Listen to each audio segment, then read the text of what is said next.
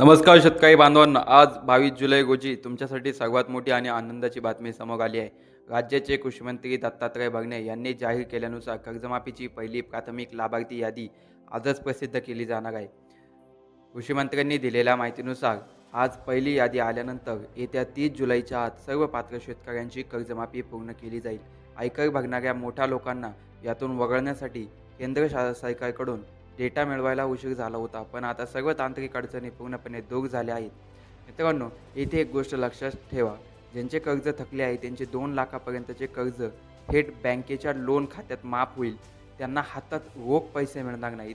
पण ज्या प्रामाणिक शेतकऱ्यांनी कर्ज वेळेवर भरले आहे, फक्त त्यांच्याच बँक खात्यात 50,000 रुपयांचे प्रोत्साहनपर अनुदान थेट जमा होणार आहे. आजच तुमच्या ग्रामपंचायतीत किंवा सोसायटीत ही यादी पाहायला मिळेल. तुमचे नाव यादीत पाहण्यासाठी आणि पुढील प्रत्येक अपडेटसाठी आत्ताच चॅनलला सबस्क्राईब करा आणि हा व्हिडिओ इतर शेतकऱ्यांना शेअर करा. धन्यवाद.